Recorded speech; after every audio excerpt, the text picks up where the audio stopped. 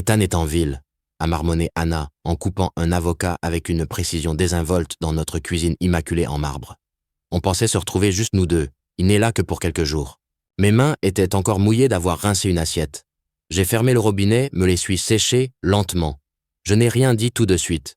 Une partie de moi espérait qu'elle entendrait le silence et reconsidérerait, mais elle ne l'a pas fait. Elle a simplement continué à couper. « Waf et Ethan, vous ne sortiez pas ensemble avant ?» ai-je demandé d'un ton aussi neutre que possible. « C'était il y a 10 ans, David. » Elle a laissé tomber le couteau dans l'évier avec un peu trop de force. « Tu n'es pas vraiment jaloux, j'espère. » Je me suis appuyé contre le comptoir, les bras croisés. Je pourrais venir aussi. Elle s'est retournée le tablier toujours bien noué, les yeux vifs. « Pourquoi ferais-tu ça? Tu l'aimais à peine à l'époque. Peut-être que j'aimerais voir qui tu deviens quand il est là. » Ça l'a touché. Sa bouche s'est légèrement ouverte, mais elle s'est vite reprise. C'est exactement ce que je voulais dire. Tu t'imagines toujours le pire. Je ne peux même pas prendre un café avec un vieil ami sans que ça ne se transforme en tribunal. Dis juste que c'est un rendez-vous, Anna. Ça nous épargnera à tous les deux la comédie. Son expression s'est fissurée un instant. Culpabilité ou fureur? Je ne saurais le dire. Peut-être les deux. Tu es injuste et toi tu es délibérément vague. Pendant un moment, nous sommes simplement restés là, à 3 mètres l'un de l'autre, mais on aurait dit que nous étions sur des planètes différentes. Le seul son était le bourdonnement lointain du lave-vaisselle et le tintement occasionnel de sa bague contre le comptoir en granit alors qu'elle tapotait des doigts. Finalement, je l'ai dit à voix basse, trop doucement pour la force avec laquelle ça a frappé. « Alors vas-y. » C'est à ce moment-là que l'air a changé. Elle a ouvert la bouche pour répondre, mais rien n'est sorti. À la place, elle a attrapé son sac à main, a marmonné quelque chose sur la circulation et est partie. Et je suis resté là seul dans une maison qui bourdonnait autrefois de routines partagées et de petits rires. Laissez-moi revenir un peu en arrière. Je suis David Reed, architecte, 42 ans, le genre d'homme qui lit de vieux romans à sa pause déjeuner et qui croit encore aux notes manuscrites. Au cours des 12 dernières années, j'ai construit des maisons pour des inconnus et des souvenirs pour nous. Du moins, c'est ce que je pensais. Notre vie semble belle de l'extérieur. Appareils électroménagers, élégants, élégance d'un plan ouvert, sourire soigné lors des dîners. Mais à l'intérieur, il y a un gel depuis des mois. Au début, j'ai blâmé le stress, les voyages d'affaires, ces sautes d'humeur, le reflux de la passion. Mais maintenant, je le vois. Il y avait des signes, des textos insistants, des soirées en amoureux, annulées. La façon dont elle a commencé à dire « je » au lieu de « nous ». C'est drôle comme une personne peut être si proche et pourtant si distante. Vous dormez à côté d'elle, partagez des repas, parlez du jardin, mais quelque part, entre les deux, quelque chose se fracture silencieusement, sans cérémonie.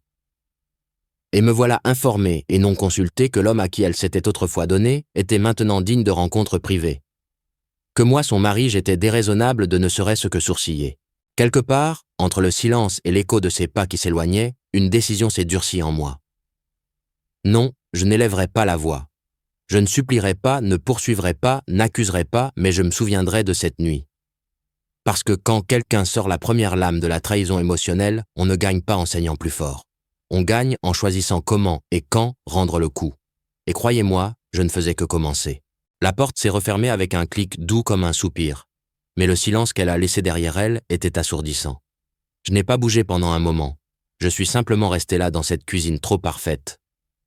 Le réfrigérateur Sub-Zero bourdonnant les suspensions brillant d'un éclat doré sur les comptoirs propres, l'avocat toujours intact sur la planche à découper.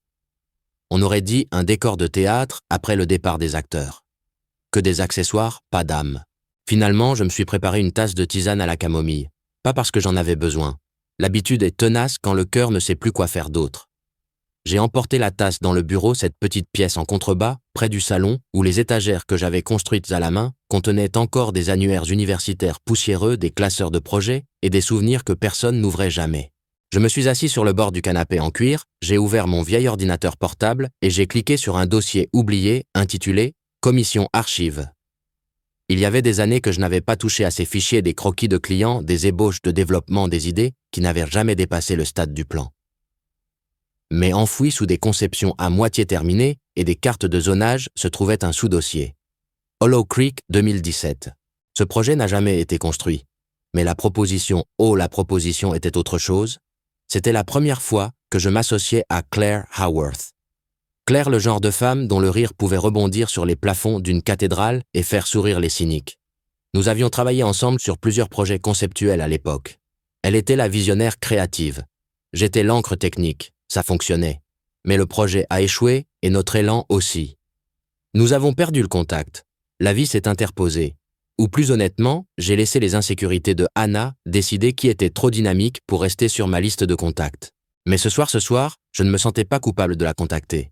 J'ai trouvé son nom dans mes contacts. Toujours là, toujours étiqueté, Claire la sorcière des plans, ce qui m'a fait sourire malgré tout. J'ai tapé « Salut l'étrangère, ça ne te manque jamais de construire des choses impossibles juste pour la poésie du geste. » Une pause, puis 3 points, puis rien, puis à nouveau 3 points, et enfin, une note vocale. Sa voix a crépité à travers le haut-parleur légère et amusée. « David Reed, soit tu es très nostalgique ce soir, soit tu t'ennuies terriblement. Ou les deux. Qu'est-ce que tu mijotes ?» J'ai appuyé sur enregistrer. « Claire, j'ai quelque chose de poétique à te faire construire. Silencieux personnel magnifique d'une manière tragique. » Une autre pause, puis une autre note vocale. Ça sonne comme une histoire d'amour ou une vengeance. Heureusement pour toi, j'ai du vin du temps et un sens du timing parfaitement ironique. De quoi as-tu besoin? Je n'ai pas répondu tout de suite. À la place, j'ai siroté ma tisane, sentant sa chaleur se faufiler à travers le vide en moi. Un plan n'était pas encore entièrement formé, mais j'en connaissais la forme. Et plus important encore, je savais ce que je ne ferais pas. Je ne crierais pas, ne confronterais pas, ne tomberais pas dans le piège d'essayer de prouver ma valeur à quelqu'un qui la considérait déjà comme bon marché. Non, ce ne serait pas un caprice. Ce serait une démonstration, quelque chose de soigneusement conçu, un acte silencieux, de présence de contraste. Laisser la différence de température se faire sentir, non pas par des cris, mais par l'absence de chaleur. Laisser le vide du remplacement se faire sentir non pas avec rage, mais avec une douceur qui ne l'incluait plus. J'ai fermé lentement l'ordinateur portable, une satisfaction tranquille s'installant dans ma poitrine. J'ai envoyé un autre message à Claire. Demain viens vers 19h. Apporte à manger, apporte des histoires, apporte ce rire. On va cuisiner quelque chose qui sent le souvenir.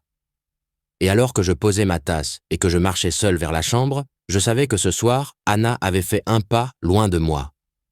Demain, elle commencerait à voir ce que cela signifiait vraiment quand j'arrêterais de la suivre. Quand la sonnette a retenti, le ciel à l'extérieur fondait dans cette lueur lavande du crépuscule qui faisait toujours briller notre cuisine. C'était le genre de lumière qui vous faisait croire un instant que les choses étaient plus douces qu'elles ne l'étaient. J'ai ouvert la porte et elle était là, Claire Haworth. 2 sacs de courses dans une main, une bouteille de rouge dans l'autre et ce sourire moqueur inimitable sous des cheveux ébouriffés par le vent. Elle n'a pas attendu d'invitation, elle est simplement entrée avec l'aisance de quelqu'un qui savait autrefois où nous rangions le moulin à poivre sans avoir à demander. « Eh bien, cet endroit ressemble toujours à un magazine », a-t-elle dit en posant les sacs sur l'îlot. « Mais tu as l'air plus vieux. » J'ai ri. « Tu n'as pas tort. » Elle a déballé rapidement. Des poireaux, des cuisses de poulet, du romarin, du pain frais, de vrais ingrédients, pas juste une autre solution à emporter. C'était intentionnel, presque curatif. Nous avons travaillé en tandem comme nous le faisions lors des marathons de conception nocturne. Je coupais pendant qu'elle remuait. Elle goûtait pendant que je mettais la table. Quelque part entre les deux, nous sommes revenus à un vieux rythme qui ne m'avait pas manqué jusqu'à maintenant. « Alors », a commencé Claire, s'appuyant sur le comptoir, un verre de vin à la main. « On construit un plan ce soir ou on reconstruit juste autre chose ?» J'ai fait une pause au milieu de la coupe. Les deux, peut-être, ai-je dit, ou aucun. Peut-être que j'avais juste besoin qu'une pièce soit à nouveau chaleureuse. Elle a hoché la tête, ses yeux s'adoucissant. Tu as droit à ça, tu l'as toujours eu. Nous avons parlé de tout et de rien, de la chirurgie de son chien l'hiver dernier, de mon refus d'une offre à New York pour rester ici. Elle s'est moquée de moi parce que j'alphabétisais toujours mon étagère à épices. Je me suis moqué d'elle parce qu'elle disait toujours « mood board » comme si c'était une religion. Et à travers tout cela, la cuisine s'est transformée. Pas seulement en odeur ou en lumière, mais en énergie. Ce n'était plus un champ de bataille, ce n'était pas un musée des silences. Elle était remplie de rire, de l'arôme de romarin rôti et de beurre à l'ail fondu de musique qui bourdonnait doucement depuis l'enceinte que Claire avait connectée à son téléphone. Une playlist de jazz enlevée que je n'aurais jamais choisie mais que je ne voulais pas éteindre. Il y a eu un moment peut-être quand elle a insisté pour danser avec moi pendant que le riz cuisait ou j'ai réalisé quelque chose de troublant. Je me sentais bien. Pas par dépit, pas en comparaison avec Anna, juste bien. Claire a tourné une fois à contretemps et nous avons tous les deux ri. « C'est un peu dangereux », ai-je murmuré. « Quoi ? Cuisiner avec une femme qui écoute vraiment quand tu parles. » Je l'ai regardée. Elle ne l'a pas dit avec venin, juste avec clarté. Nous ne nous sommes plus touchés après ça. Pas de regards insistants, pas de lignes floues, mais tout le non-dit flottait dense dans l'air. Quand le dîner fut prêt et que les plats trempaient, nous avions pris place aux extrémités opposées du banc de la cuisine. Des verres de vin à la main, une petite bougie vacillant entre nous. Claire a appuyé son menton sur la paume de sa main. « Tu sais qu'elle ne le voit pas, n'est-ce pas ?»« Pas encore. »« Voir quoi ?»« Que tu l'as déjà laissé partir. » J'ai détourné le regard vers la fenêtre sombre où nos reflets étaient encadrés comme des étrangers. Je ne suis pas sûr de l'avoir fait. Elle a penché la tête. Tu le feras éventuellement. Tu construis déjà ta sortie, brique par brique silencieuse. Je n'ai pas répondu, j'ai juste bu. Et quelque part dans le calme qui a suivi, j'ai entendu le bruit de la porte d'entrée. Anna. Je l'avais laissée déverrouiller. Ses talons ont résonné doucement sur le carrelage. Une pause dans le hall. Puis, le son indubitable d'une respiration retenue. Claire n'a pas bronché. Elle s'est juste resservie du vin et a fait un signe en direction de Anna sans se retourner. Ta femme est rentrée. Je me suis levé et je me suis dirigé vers l'évier de la cuisine. Pas en guise de bienvenue, ni d'alarme, juste un mouvement. Anna est entrée, les cheveux légèrement ébouriffés par le vent, les lèvres entr'ouvertes entre la surprise et la suspicion. « Claire !» a-t-elle dit avec trop de gaieté. « Waouh, ça fait une éternité !» Claire s'est finalement retournée, a souri froidement. 3 ans et 4 mois si ma mémoire est bonne. L'air entre nous trois est devenu dense. Les yeux de Anna se déplaçaient du vin aux plats à moi, à l'aisance. Elle a essayé de le masquer. Je ne savais pas que nous avions de la compagnie. Nous n'en avons pas, ai-je dit calmement. Claire n'est pas une invitée, elle fait partie de la maison. C'était tout. Pas de dispute, pas d'accusation. Mais ça a atterri comme une aiguille lente et pointue. Et alors que je passais à côté d'elle pour aller chercher le dessert, j'ai vu la première vraie fissure dans la posture parfaite de Anna. Elle ne le savait pas encore, mais ce soir, c'était son premier aperçu de ce qu'était la vie sans elle au centre. Le tintement des assiettes à dessert sonnait plus fort qu'il n'aurait dû. J'en ai posé 3, une devant Claire, une devant moi, et une précisément là où Anna s'asseyait habituellement. Elle se tenait près de l'îlot tenant toujours son manteau, comme si elle ne savait pas si elle devait rester ou se retirer. Claire s'est adossée à la chaise à haut dossier, agitant la dernière gorgée de son vin. David a fait la tarte au citron, la pâte un peu trop beurrée, mais il retrouve le rythme. J'ai souri. Tu dis ça comme si ce n'était pas toi qui avais doublé le beurre.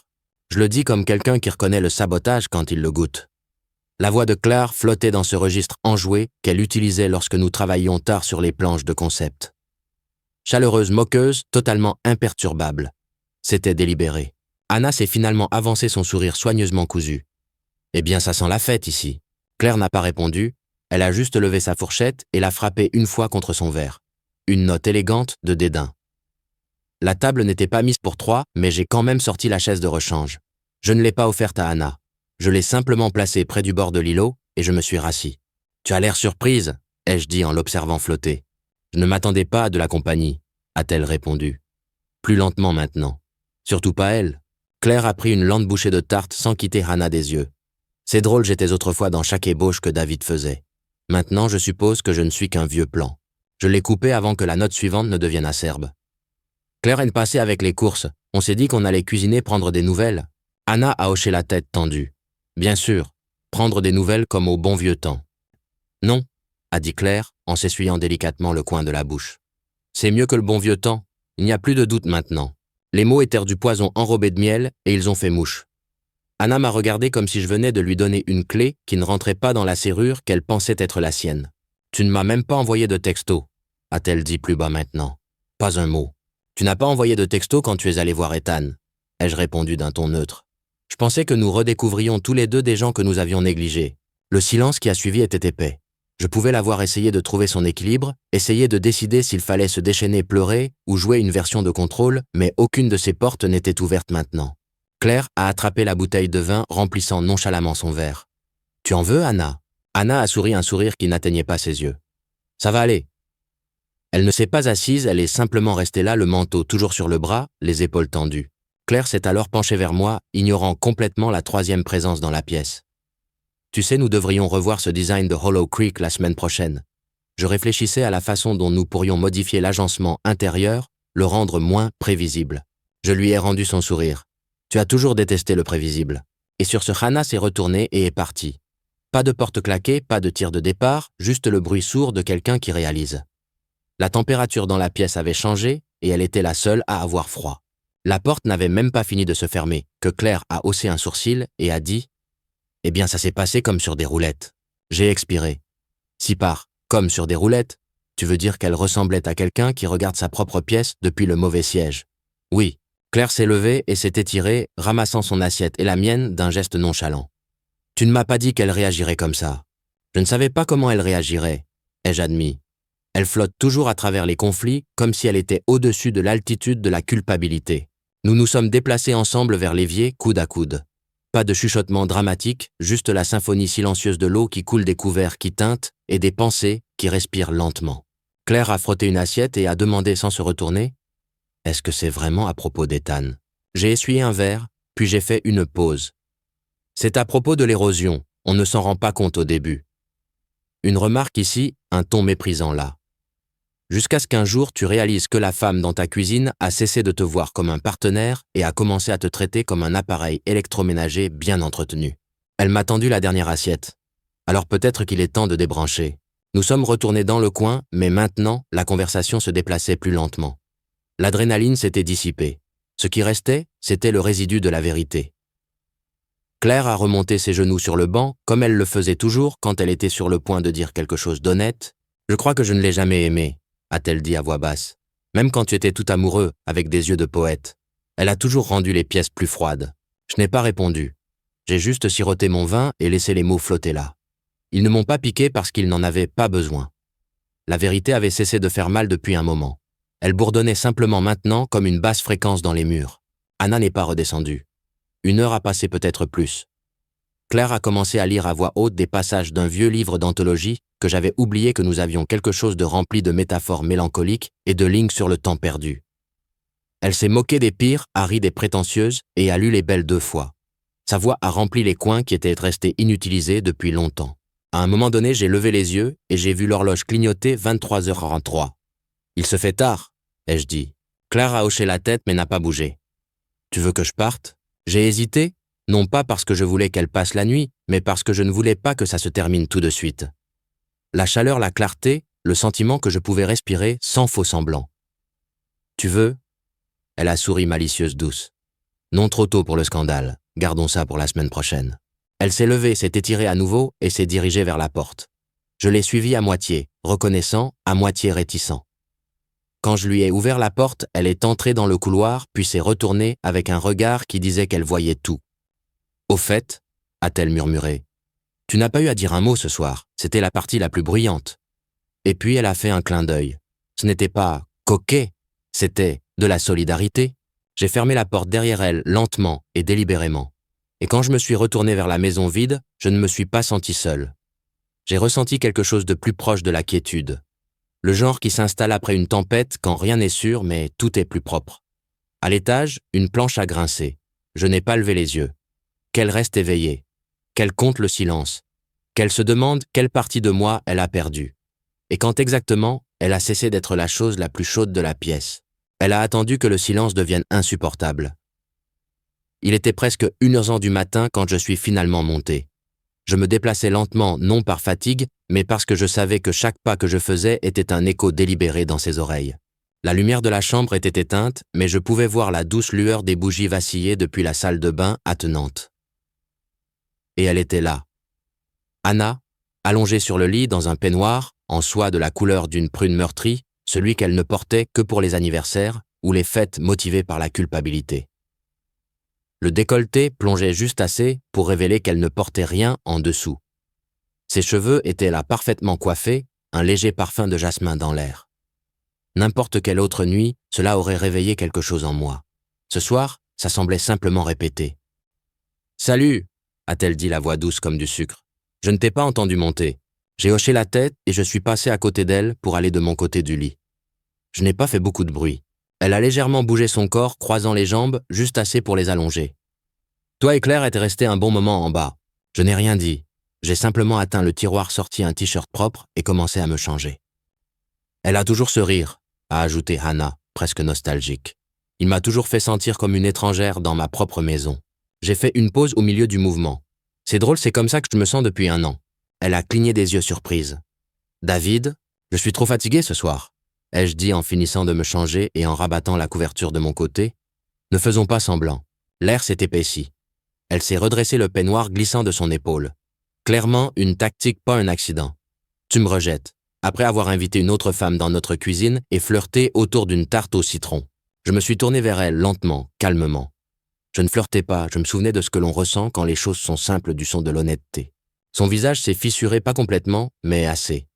Le mascara s'était estompé. Le brillant à lèvres s'était usé. Et pour la première fois, depuis des semaines, je l'ai vue sans armure. « Dieu me punit », a-t-elle murmuré. « Non », ai-je dit doucement. « Je me protège. » Et puis j'ai fait quelque chose de petit, mais de sismique. Je me suis retourné lui tournant le dos, non pas avec colère, non pas pour la blesser, mais pour enfin silencieusement cesser de feindre une affection qu'elle n'avait pas méritée. Derrière moi, j'ai entendu le plus léger des mouvements. Elle se penchant en avant, débattant peut-être de toucher mon épaule ou de se presser contre moi, mais elle ne l'a pas fait. Elle s'est rallongée regardant le plafond. La pièce était silencieuse, mais pas paisible. C'était lourd, le genre de silence qui parle plus fort que les cris qui résonnent à travers les murs et vous tient éveillé longtemps après que les lumières se sont éteintes. Elle pensait que la séduction pouvait être une excuse. Elle pensait que la soie et le parfum pouvaient effacer l'évasion et la trahison. Mais il y a une vérité que peu de gens comprennent. Le rejet fait plus mal quand il est poli. Quand il ne se bat pas, quand il recule simplement. Les minutes ont passé peut-être 1 heure. J'ai entendu sa respiration changer, superficielle agitée. Je suis resté immobile, les yeux ouverts, le cœur calme. Ce soir, je n'ai rien perdu. Elle si. La lumière du matin était pâle et grise quand je suis sorti sur le porche. Café à la main. L'air avait ce froid de milieu d'automne juste assez pour mordre si l'on restait immobile trop longtemps. Je ne pensais à rien, pas vraiment. J'avais juste besoin d'air, de silence, d'un moment où je n'avais pas à filtrer chaque respiration autour de sa présence. Et puis je l'ai vue. La poubelle renversée maladroitement au bord de l'allée, son contenu se déversant comme une confession sur le gravier. J'ai froncé les sourcils, posé ma tasse sur la balustrade et je me suis approché. Au début, ce n'était rien. Juste les emballages froissés habituels, une bouteille de vin, une boîte de céréales déchirée. Mais j'ai remarqué quelque chose à moitié caché sous un rouleau de papier, essuie-tout jeté. Un reçu d'hôtel. Mon cerveau ne l'a pas enregistré tout de suite. Je l'ai ramassé sans méfiance, pensant que c'était peut-être une vieille impression que j'avais jetée, mais j'ai vu le nom. Le nom de l'hôtel Westwood Ridge. Familier, trop familier.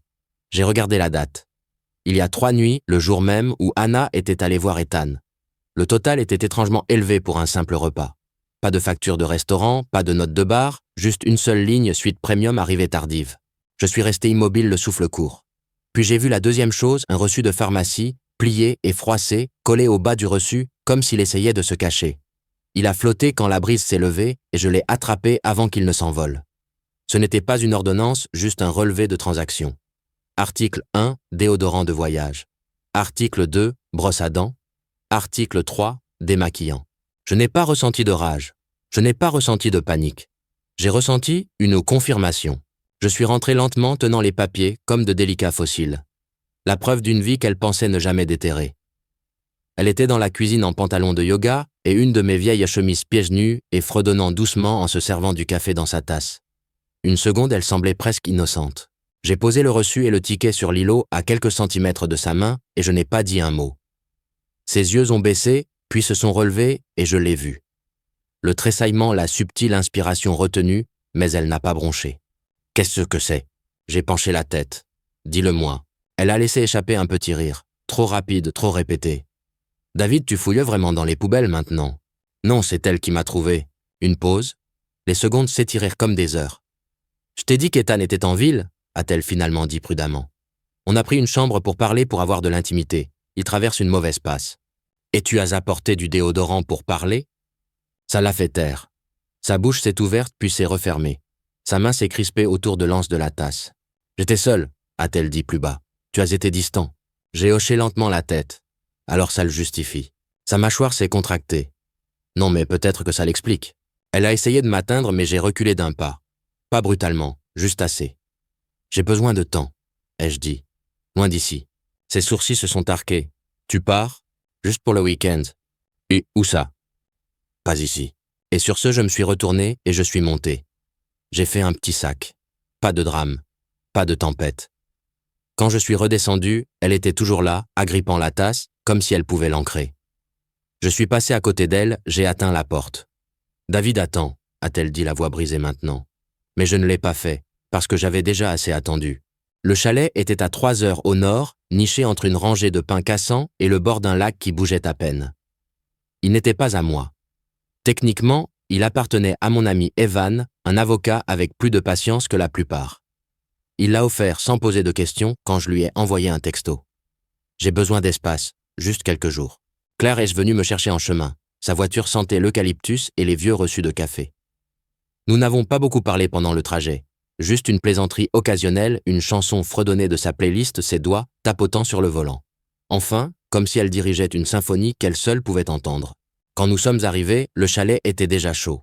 Evan avait laissé du bois empilé près du foyer et une note sur la table qui disait simplement « Respire et n'appelle pas, sauf pour me dire que tu as mis le feu à l'endroit. » Claire a ri de ça. Je l'aime déjà. Nous nous sommes installés en silence. Elle a déballé du thé et des collations. J'ai allumé le feu. Tout semblait domestique de la manière la plus non romantique et la plus réconfortante. Deux personnes qui savaient tout comment être proches l'une de l'autre sans marcher sur les points sensibles. Je n'ai pas vérifié mon téléphone avant tard dans la soirée. 9 textos de Anna. « Hé, où es-tu? On peut parler? S'il te plaît, ne fais pas ça. J'ai besoin de t'expliquer. Tu es injuste maintenant. J'ai dit que j'étais désolé. Dis-moi au moins si tu es en sécurité.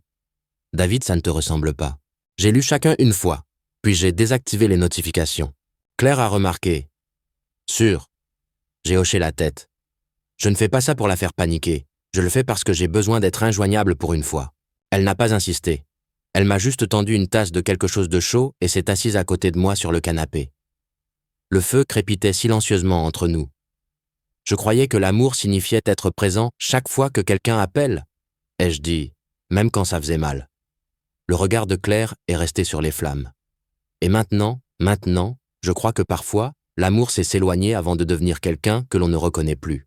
Elle a souri. Ça t'a pris assez de temps. Le lendemain matin, j'ai de nouveau ignoré le téléphone. Nous avons fait de la randonnée, pris des photos de rochers couverts de mousse et d'arbres tordus. Claire m'a mis au défi de sauter dans le lac froid, choquant et absurde, mais je l'ai fait. Nous avons ri comme des enfants, comme des amis, qui se souvenaient de ce qu'était la joie sans condition. Les messages de Anna continuèrent d'arriver, chacun plus frénétique, plus apologétique, plus teinté de panique déguisée en tendresse. « David, j'ai fait une erreur, rentre à la maison. Toi et moi, on peut arranger ça. Cette femme Claire, elle te manipule. Tu couches avec elle. C'est ça. » Ce dernier a fait mal. Non pas parce que c'était vrai, mais parce que ça montrait à quel point elle ne comprenait pas le sujet. Il ne s'agissait pas de vengeance. Il s'agissait de récupérer le silence qu'elle avait rempli de mensonges. La 3e nuit. Claire m'a trouvé assis dehors sur le porche, le téléphone à la main, l'écran vide. « Ça va ?» a-t-elle demandé. « Ça ira. » Elle s'est assise à côté de moi, sans toucher, sans presser, juste une présence. « Elle continuera d'envoyer des textos », a dit Claire à voix basse, jusqu'à ce qu'elle réalise que la personne à qui elle écrit ne vit plus là. Je l'ai regardée. « Pas ici. Je veux dire, a-t-elle ajouté, là-bas, dans cette maison, dans cette vie. » J'ai hoché la tête. Et finalement, j'ai répondu, un seul message. « Retrouvons-nous, juste nous, comme au bon vieux temps. » Une nuit. Sa réponse est arrivée rapidement. Oui, peu importe. J'ai regardé l'écran. Mes doigts ont bougé lentement. Je réserverai l'hôtel. Elle est arrivée à l'hôtel 15 minutes en avance. Je l'ai vue avant qu'elle ne me voie debout dans le hall, près de la sculpture en verre, qu'elle avait un jour qualifiée de gaspillage de budget. Ses cheveux étaient rebouclés, son maquillage doux, le genre qu'elle portait quand elle voulait paraître naturelle. Mais maintenant, je connaissais les couches. Ce n'était pas désinvolte, c'était un espoir calculé. Je suis entré par la porte tournante, un petit sac de voyage à la main, portant l'eau de Cologne qu'elle complimentait avant que les compliments ne cessent. Son visage s'est illuminé trop rapidement. D'abord, le soulagement, puis une lueur de nervosité. « Tu es venu. » J'ai hoché la tête. « Tu as l'air reposé. » Elle a ri, trop vivement. « Pas du tout. Nous nous sommes enregistrés ensemble. Le réceptionniste n'a pas scié quand j'ai demandé la suite au 10e étage. La même suite. Alors que l'ascenseur montait, le silence entre nous s'est épaissi. Pas hostile, juste chargé. Sa main a effleuré la mienne une fois légèrement et je n'ai pas réagi. Elle n'a pas réessayé. Les portes se sont ouvertes avec un doux carillon. Je l'ai laissé sortir la première. Chambre 104. Elle l'a remarqué tout de suite. Son pas a ralenti. C'est celle-ci. Elle a dégluti. Tu t'es souvenu? Je l'ai regardée. Je n'ai pas eu à le faire. La porte s'est ouverte avec un clic et la pièce nous a accueillis comme un fantôme. La même disposition, la même tête de lit en velours, le même léger parfum d'eucalyptus du diffuseur d'huile dans le coin. Elle est entrée avec précaution, comme si elle craignait ce qui pourrait résonner. « Je ne savais pas ?» a-t-elle murmuré. « Je veux dire, ce n'était pas prévu. » J'ai posé le sac près du fauteuil. « Bien sûr que non. Tu as juste apporté du déodorant. Ça l'a arrêté net. Elle s'est retournée les yeux brillants, essayant de trouver une place entre l'excuse et la défense. David, je n'ai jamais voulu que tout ça se sache. J'ai proposé d'une voix neutre, ou que ça arrive. Elle a cligné des yeux. Que ça compte. C'était pire. Je me suis approché de la fenêtre, j'ai regardé les lumières de la ville, les petites vies qui se déplaçaient loin en dessous. Mon reflet dans la vitre semblait calme. Ça comptait. Elle s'est assise sur le bord du lit, les mains jointes sur ses genoux. Je pensais que si on venait ici, si on pouvait juste réinitialiser... Réinitialiser? Je me suis tourné vers elle. Tu as réinitialisé cette chambre il y a 3 nuits. Elle a ouvert la bouche puis l'a fermée. J'ai traversé la pièce lentement, m'arrêtant au pied du lit. Montre-moi, ai-je dit. Elle a froncé les sourcils. Quoi? Ah, comment tu as menti dans ce lit? Elle m'a regardé. Aucun maquillage ne pouvait cacher cet effondrement. Le fond qui tombe de tout ce qu'elle prétendait contrôler. Elle s'est recroquevillée les épaules tremblantes. Je ne le voulais pas. J'avais peur. Toi et moi, on s'éloignait. Je pensais... Tu pensais que je ne remarquerais pas. Tu pensais que si ça restait silencieux, ça resterait inoffensif. Sa voix s'est brisée. J'avais tellement tort. J'ai hoché la tête puis j'ai glissé la main dans la poche de mon manteau. Les papiers étaient soigneusement pliés. Des accords de divorce proprement rédigés. Pas de drame. Ses yeux se sont écarquillés quand je les ai posés sur la table de chevet à côté d'elle. Je ne suis pas ici pour crier, ai-je dit. Je suis ici parce que j'avais besoin que tu le ressentes, que tu t'assoies sur les draps, que tu as choisi, que tu comprennes le mal silencieux. Des larmes ont coulé sur sa joue. Elle ne les a pas essuyées. Peut-être qu'elle savait qu'elles étaient attendues depuis longtemps. Je me suis dirigé vers la porte. Sa voix m'a suivi. Petite désespérée. David, s'il te plaît, ne me laisse pas comme ça. J'ai tourné la poignée. Je ne te quitte pas. Elle a levé les yeux. Je te laisse partir. Et sur ce, je suis sorti dans le couloir, la porte se refermant doucement derrière moi. Pas avec colère, pas avec triomphe, juste le genre de silence qui reconstruit un homme de l'intérieur. Je ne me suis pas pressé. J'ai descendu le couloir avec les mêmes pas mesurés que j'utilisais pour inspecter un chantier. Ferme délibéré, le genre de pas qui ne regarde pas en arrière. L'ascenseur était lent. Il m'a donné juste assez de temps pour sentir la réplique s'installer derrière cette porte d'hôtel. Elle était probablement encore assise sur le bord du lit, regardant les papiers, le passé et le silence inconnu d'un homme qui avait enfin cessé de supplier d'être compris. Je suis sorti dans la nuit fraîche. La ville bourdonnait autour de moi, les voitures ne passaient, les gens riaient sur les trottoirs. Quelque part, la vie continuait sans drame. Et pour la première fois depuis longtemps, je n'étais plus un personnage secondaire dans le chaos de quelqu'un d'autre. De retour à la maison était sombre, calme, presque révérencieuse. Claire était déjà là. Elle n'a pas posé de questions quand je suis arrivé, elle a juste haussé un sourcil, comme pour dire « Alors ?» J'ai hoché la tête une fois. Elle a levé une boîte. Tarte au citron vert, ça me semblait approprié. Nous avons mangé sur la terrasse arrière, sous une étendue d'étoiles qui semblait trop cinématographique pour être réelle. Le genre de ciel que vous imagineriez au-dessus d'un homme qui vient de faire la paix avec lui-même. Claire avait les pieds sur la balustrade, sa voix douce et sans hâte. Alors c'était l'hôtel. J'ai hoché la tête. Elle s'est effondrée en silence. Elle a de nouveau hoché la tête, mâchant pensivement. Je me suis toujours demandé comment tu le gérerais si jamais... Ne l'ai pas géré, elle, l'ai-je interrompu doucement. Je me suis géré moi. Claire a souri. Bonne réponse. La nuit était tranquille. Le genre de calme qui n'a pas besoin de feu d'artifice pour se sentir victorieux. Juste l'absence de mensonges, de faux semblants. Et puis un coup. 3 coups brefs à la porte d'entrée. Familier, nerveux. Claire s'est légèrement retournée. Tu veux que j'y aille? Vas-y, ai-je dit. Elle s'est levée lentement, a traversé le salon et a ouvert la porte juste assez pour qu'une silhouette apparaisse dans la lumière chaude. Anna. Sa voix était basse, tremblante. Est-ce que David est là? Claire n'a pas bronché. Elle n'a pas élevé la voix. Elle l'a simplement regardé gentille, mais ferme. Il est passé à autre chose. Elle a fermé la porte doucement. Pas de claquement, juste une fermeture. Claire est revenue sur la terrasse comme si de rien n'était. Elle m'a tendu la dernière bouchée de tarte sur sa fourchette. Les étoiles sont plus brillantes ce soir, a-t-elle dit. Je me suis adossé sur ma chaise, respirant cet air propre et non scénarisé. Oui, ai-je dit. Tout comme le reste. Les jours qui ont suivi ont été plus calmes que ceux à quoi je m'attendais. Pas vide, juste tranquille. Anna n'a plus frappé à la porte. Pas de lettres dramatiques, pas d'appel à minuit, pas de longs monologues tremblants sur le seuil. Juste la lente dissolution d'une vie qui était déjà terminée bien avant que les papiers ne le soient. La maison respirait plus tranquillement maintenant. Même l'air semblait plus propre, comme si les murs avaient cessé de se contracter. Je me déplaçais dans les pièces sans le courant sous-jacent de marcher sur des œufs. Pas de calcul, juste une présence. Claire et moi, n'avons jamais défini ce que nous étions. C'était le but. Certains soirs, elle restait tard et nous parlions de livres de plans et de l'absurdité des secondes chances. D'autres soirs, elle ne venait pas du tout, et c'était bien aussi. Il n'y avait pas d'attachement, pas de démonstration, pas d'excuse pour l'espace. Elle arrivait avec ses combinaisons de courses sauvages, des figues et du brie du tahini et du chocolat noir, et nous les goûtions comme des enfants qui jouent à la science. Parfois, elle laissait son écharpe ou une bouteille d'huile de lavande ou un stylo dont elle jurait qu'il avait une meilleure encre pour dessiner des courbes, mais elle ne laissait jamais derrière elle l'attente. Un soir, peut-être 2 semaines après l'hôtel, elle a apporté des baies fraîches et une recette de tarte volée. Nous avons mangé dehors, la terrasse enveloppée de guirlandes lumineuses. J'ai finalement décidé de les accrocher. Quelque chose que je promettais toujours à Anna de faire et que je ne faisais jamais. Nous n'avons pas beaucoup parlé ce soir-là. Ce n'était pas nécessaire. C'était suffisant d'être simplement. Jusqu'à ce qu'elle me donne un coup de coude et fasse un signe de tête vers les étoiles. « Tu sais, » a-t-elle dit, « pour quelqu'un qui conçoit des structures, tu apprends enfin à vivre sans échafaudage. » J'ai souri. Il a juste fallu qu'un mariage s'effondre. Elle a renversé la tête en arrière, étirant les bras. Et pourtant, d'une certaine manière, tu sembles plus grand maintenant.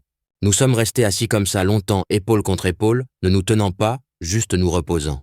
Finalement, la sonnette a retenti. Pas un coup cette fois. Juste le carillon silencieux de quelqu'un qui espère réécrire une scène déjà fermée. Claire m'a regardé. « Tu veux que j'y aille ?» J'ai hoché la tête. Elle est allée à la porte pendant que je restais assis sous les étoiles. Je ne pouvais entendre que des bribes d'où j'étais assis. La voix de Anna basse presque suppliante. Celle de Claire ferme, gentille, finale. « Je ne suis pas ici pour rivaliser, » a-t-elle dit. Il n'y a plus de prix à gagner. Un moment de silence.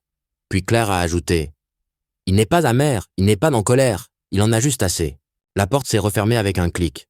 Claire est revenue s'essuyant les mains sur un torchon, comme si elle venait de rincer le passé. Elle voulait laisser quelques-uns de tes vieux livres. Elle a dit qu'elle pensait qu'ils comptaient encore pour toi.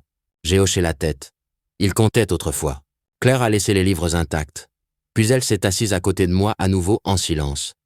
Après une longue pause, elle a demandé « Si quelqu'un t'avait dit il y a 1 an que c'est là que tu te retrouverais, l'aurais-tu cru ?»« Là non, ai-je dit. Elle a souri. C'est comme ça que tu sais que c'est réel. Les étoiles pulsaient doucement au-dessus de nous, lentes et indifférentes. J'ai levé mon verre. Au fin. Claire a trinqué avec le mien. À la vérité, nous avons bu. Et pour la première fois depuis des années, rien n'avait le goût du compromis.